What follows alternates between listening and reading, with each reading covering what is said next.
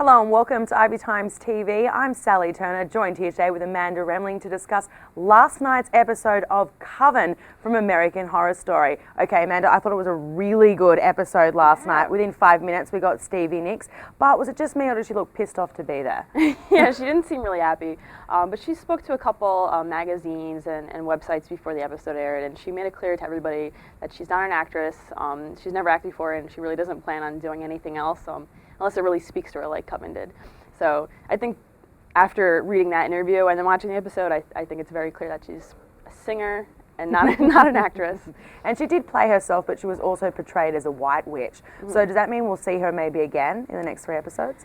You know, I really don't think so. I think she's one and done. But she didn't really have that much time available to film. But a couple of her tour dates got canceled.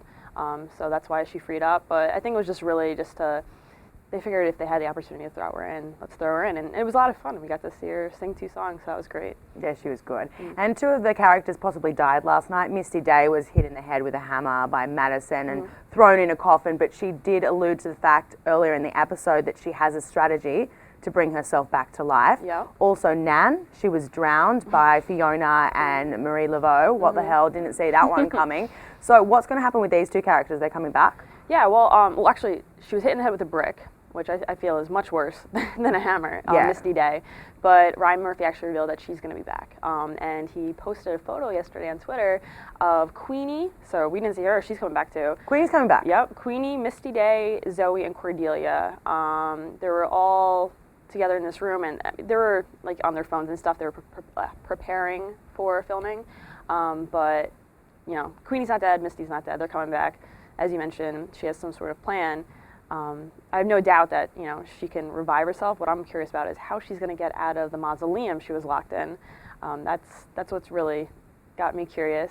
But I think Nan is definitely gone for good. Oh, I love Nan. She was my favorite. She was fantastic, and she was getting really sassy towards the end, killing Joan with the bottle of bleach. And right before that, saying that she wanted to be the Supreme and that she was going to be a good Supreme. And she really didn't display that with the way that she killed Joan. So that was great. Speaking of the Supreme, we're still like every episode, I'm just like, oh, they're the Supreme. Oh, no, they're the Supreme. And last night it was kind of portrayed that Fiona really truly believes that Misty Day is a Supreme. Do you think so? Oof. I'm going to still stick with Zoe. Misty hasn't really displayed any other powers, and that's the whole thing with these witches, is that they have to complete the 7 wonders, which is this huge and dangerous test. But in reality, they have to develop some other strengths. So we've only really seen Misty Day use her power of resurgence. Zoe, on the other hand, has channeled the Axeman. She sent him away, but no one really knows he's out in the world. I think she actually really brought Kyle back to life. I don't think Misty Day did. I think she started the process, but Misty Day finished it. We saw her, just do a whole bunch of other things besides her magical vagina. But magical. Don't we all have magical vaginas? That kills people, so that they're deadly, we'll say. But I think she definitely displayed more powers, more strengths than Misty. You can't deny that Misty's powerful.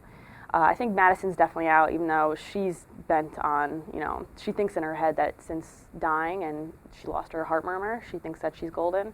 But I have a theory, and I think, this is just on my head, I think that these witches are just going to kill each other, and Zoe's going to be the last one standing, making her the Supreme. Wow, that's an interesting theory. Well, it makes sense between, like we said, we had Madison knocking... They're turning on each other, that's for sure. So I think Zoe seems to be the one with her head on straight. We'll see. We have 3 episodes left to see how that develops, but I think she's probably the smartest one out of all of them, and I think she's going to end up surviving.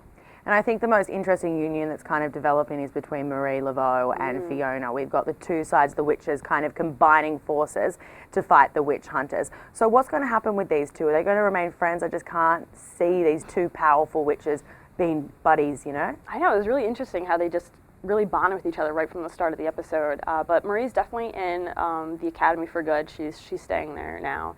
And it seems like they're going to strike up a deal with Papa Legpo, or Papa Legba. He was the Satan-like character in the episode.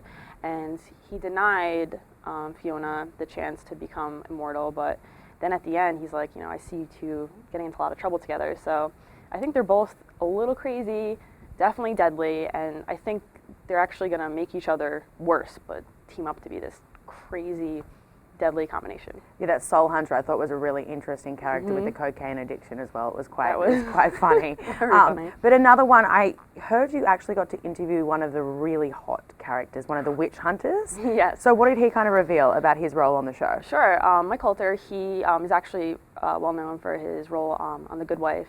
He plays Lamont Bishop. He's the drug dealer in that. But now we can see him on American Horror Story as David. He's the right-hand man of Harrison, and Harrison was Hank's father. So we saw this week that, Hank died last week, but this week now they're figuring out who Hank is related to and what they're trying to do to the Coven. So they cast a spell to completely cut off the money supply to Delphi Trust.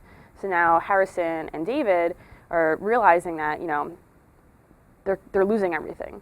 And obviously all these things coming together at once, they had the FCC on them and nobody's answering their phone calls for help, and there's just no backing towards it. So they kind of said it was like a tornado hit them, and they're realizing it was the Coven.